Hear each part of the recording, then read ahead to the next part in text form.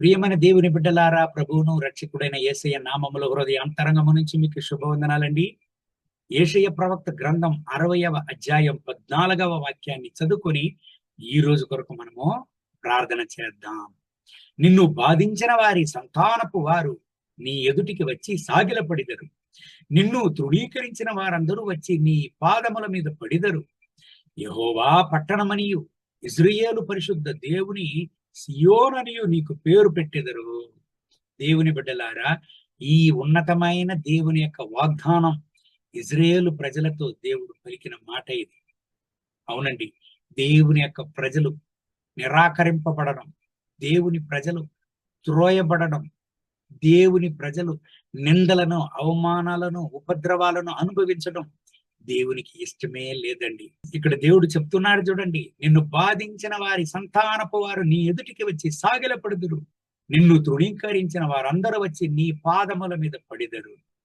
అంటే దేవుని బిడ్డలను దేవుడు ఉపద్రవములోనే, నిందలోనే, అవమానంలోనే వదిలి అయ్యాడు. నింద నుంచి పైకి ఎత్తుతాడాయన, ఉపద్రవాల నుంచి లేవనెత్తుతాడాయన, విడుదల చేస్తాడాయన.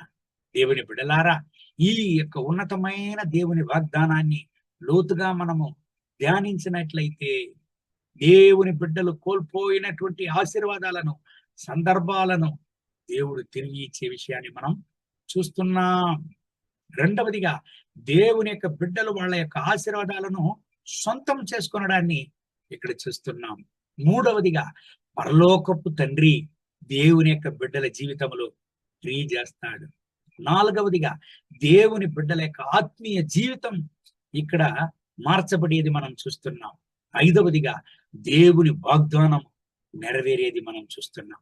ఈ ఉదయకాల సమయంలో ఈ దేవుని వాగ్దానాన్ని వింటున్న ప్రియమైన దేవుని బిడ్డ, నీ ఆశీర్వాదాన్ని దేవుడు నీకు తిరిగి ఇస్తాడు.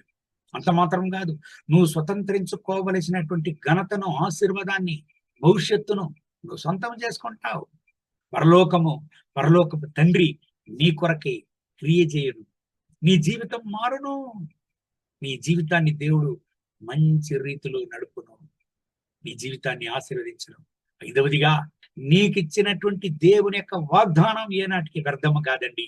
నీ జీవితంలో నెరవేరే తీరుతుంది. ఈ ఉదయకాల సమయంలో కన్నీటితో ఉన్నారా? వేదనతోనున్నారా? బాధతోనున్నారా? చోలిపోకండి, ధైర్యాన్ని కోల్పోకండి. మిమ్మల్ని పిలిచిన దేవుడు నమ్మదగిన వాడు.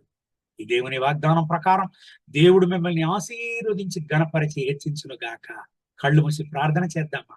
మహోన్నతమైన ప్రభువా, ఈ ఉదయకాల సమయంలో నాతో ఏకీభవించి ప్రార్థన చేసే ఈ ప్రియమైన దేవుని బిడ్డల కొరకు నేను ప్రార్థన చేస్తున్నాను. వీళ్ళను ఆశీర్వదించండి. మీ రక్తపు కోట్ల వీళ్ళను దాచుకోండి నాయనా. వీళ్ళ కన్నీటిని తుడవండి. వీళ్ళ యొక్క ఉపద్రవాలను మార్చండి. వీళ్ళ వేదనలను మార్చండి నాయనా. వీళ్ళ బాధలను మార్చండి. వీళ్ళను పడద్రోయాలని, వీళ్ళను నలపాలని, వీళ్ళను ఏమి లేకుండా చేయడానికి చూసేటువంటి శత్రు యొక్క తంత్రాలు నాశనమైపోని నా దేవ. వీళ్ళకు విరోధంగా వచ్చే ఆయుధ వర్ధులకు పోవులు గాక.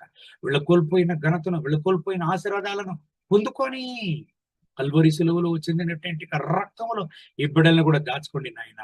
అగ్ని జ్వాలగా మార్చండి. వీళ్ళకు విరోధంగా వచ్చేటువంటి ఆయుధ వర్ధులకు పోవును గాక. వీళ్ళ దుఃఖాన్ని సంతోషంగా మార్చండి. వీళ్ళను ధైర్యపరచండి, సాక్ష్యంగా నిలపండి. ఎక్కడైతే అవమానం పొందారో, ఎక్కడైతే తలవంచేటువంటి పరిస్థితి వచ్చినదో అదే స్థలంలో వీళ్ళు తల ఎత్తి నడవడానికి ఈ బిడ్డలను సాక్ష్యంగా హెచ్చించండి.